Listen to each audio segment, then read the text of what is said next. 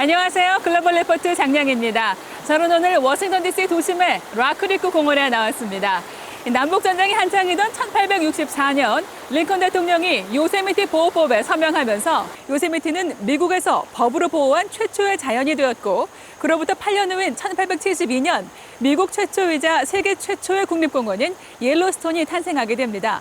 1906년 미국 대통령에게 국가기념물 지정 권한을 부여하는 유물법이 통과되면서 시어도어 루즈벨트 대통령은 무려 2억 3천만 에이커에 이르는 광대한 지역을 국가기념물로 지정했고, 10년 후 1916년 우드로 윌슨 대통령은 미국 국립공원관리국을 설립해 당시 14곳이었던 국립공원과 21개에 불과했던 국가지정기념물은 2020년 현재 62곳의 국립공원을 비롯해서 400여 곳으로 늘게 됩니다. 미국의 국립공원과 국가기념물들은 세계인의 사랑을 받고 있는데요. 지난 2019년에는 3억 2,750만 명이 방문하며 1904년 이후 세 번째로 많은 방문객을 기록하기도 했습니다. 올해는 신종 코로나 바이러스 감염증의 여파로 미 전역 국립공원이 폐쇄돼 인적이 끊긴 도로와 산책로를 활보하는 야생동물들 소식 전해드린 적이 있는데요. 현재 대부분 국립공원은 부분적으로 재개장해 운영하고 있습니다. 다양하고 깊이 있는 세계 소식 글로벌 리포트 지금 시작합니다.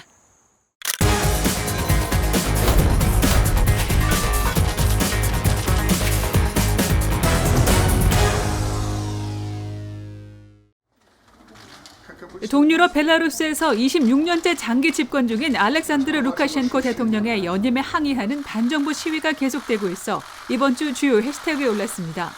수십만 명의 야권 지지자들이 벨라루스 수도 민스크에서 퇴진 시위를 벌이고 공장 노동자들이 파업에 동참했습니다. 경찰의 강경 진압과 유혈 충돌로 사상자가 속출하기도 했는데요. 미국과 유럽연합은 벨라루스의 선거와 시위대 탄압을 규탄했습니다. 반면 블라디미르 푸틴 러시아 대통령은 벨라루스 시위 사태에 외부 세력이 개입해서는 안 된다고 주장했습니다. 코로나 바이러스의 재확산으로 스페인 정부가 다시 방역을 강화하는 조치를 발표하자 이를 반대하는 시위가 일어나 이번 주 주요 관심사에 올랐습니다.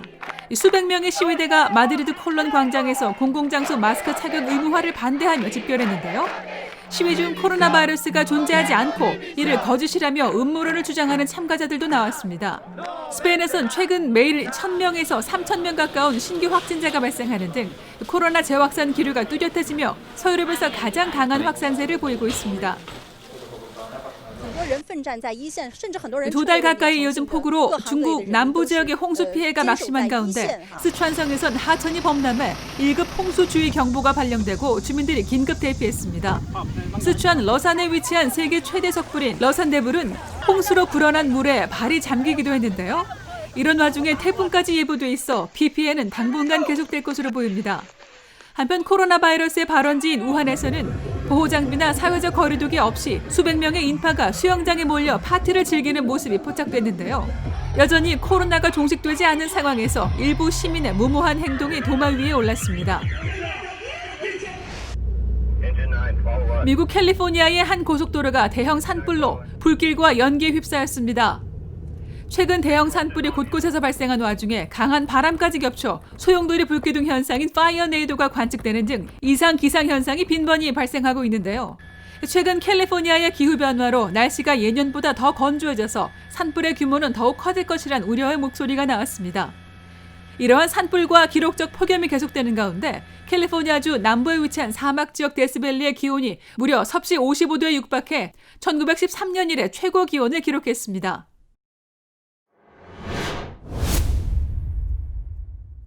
So it's with great honor and humility, I accept this nomination for President of the United States of America. Let's fight with conviction. Let's fight with hope. Let's fight with confidence in ourselves and a commitment to each other. 조 바이든 전 부통령이 민주당 전당대회에서 당의 대선 후보로 공식 추대됐습니다. 바이든 후보는 수락 연설에서 미국을 치유하고 재건하겠다며 출사표를 던졌는데요. 클릭 글로벌 이슈 오늘은 전당대회 특집 민주당 소식을 전해드리겠습니다. 이날 바이든 후보는 트럼프 행정부와 공화당의 지도력을 비판하는 한편 분열된 미국의 치유와 통합을 강조했습니다.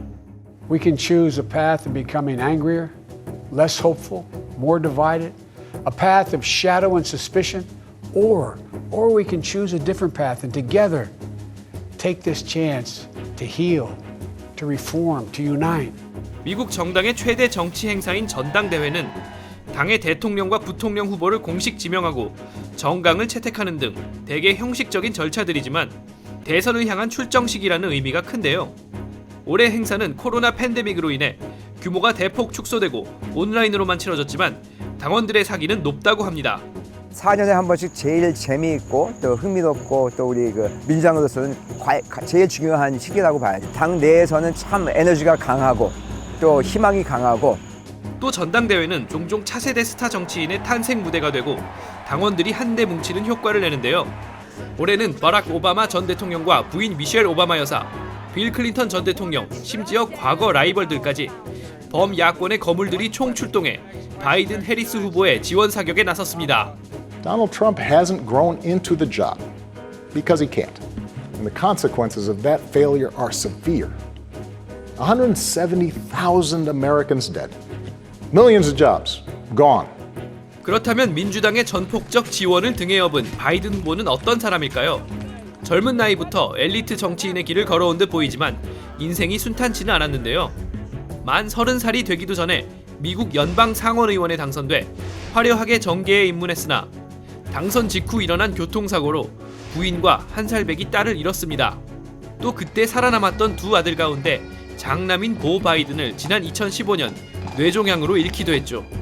미국의 여론은 바이든 후보가 비극적인 개인사를 극복하고 오랜 기간 공직을 수행한 점을 높이 평가하는 편입니다. 그는 7번 상원의원에 당선됐고 부통령까지 지냈는데요. 이제 78을 바라보는 나이에 세 번째 대통령 선거 도전에 나서 50년 정치 인생의 정점을 찍으려 합니다. But it was very much Biden looking to project himself as, not just the other guy who isn't Donald Trump, but an ideal president to succeed Donald Trump. 부통령 후보 해리스 의원은 55의 젊은 나이로 고령의 바이든을 보완해줄 것으로 전망됩니다. 자메이카와 인도계 이민자 부모를 둔 해리스 후보는 오랜 검사 생활을 거쳐 의원이 된 만큼 능력을 두루 검증받았다는 평가가 나옵니다. 이들 앞에는 이제 공화당의 도널드 트럼프 대통령과 마이크 펜스 부통령이 있는데요. 민주당 후보가 과연 현직 프리미엄을 넘어설 수 있을지 결과는 11월 3일에 알 수 있습니다.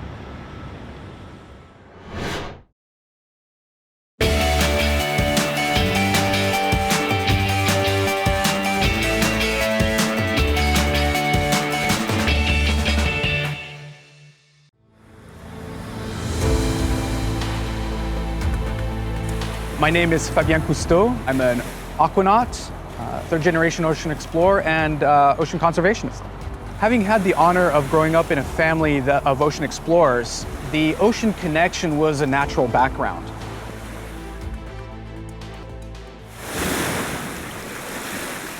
What is the general state of our aquatic world? Well, if you look at how we've treated our land-based part of our planet, the ocean is even worse. And the only reason I'm saying this is not to strip away hope and motivation to do something. It's to just gauge our understanding. Because for decades, the ocean has been treated as an endless resource and a garbage can. There have been some implementation of technologies and approaches to aquatic restoration. There is a lot more that needs to be done because thus far we have some monumental tasks in tackling things like plastic pollution, carbonic acid from hydrocarbon pollution, which is basically climate change related issues, temperature augmentation variations, which throws off all sorts of systems like coral ecosystems. So although there are things that are slowly being implemented, by and large, we have a lot of work to do. Whether we love nature or not, whether we are conscious of to the level of science or not, we need to understand that our everyday decisions are the very fundamental reason why we are where we are. And as such, we can also be heroes individually. We can be proactive in creating those solutions in our everyday decisions by not using single-use plastics, for example, by being more conscious of the way and what we drive. The ocean is an amazing playground. It's Pandora's box. We've explored less than 5% of our ocean world to date.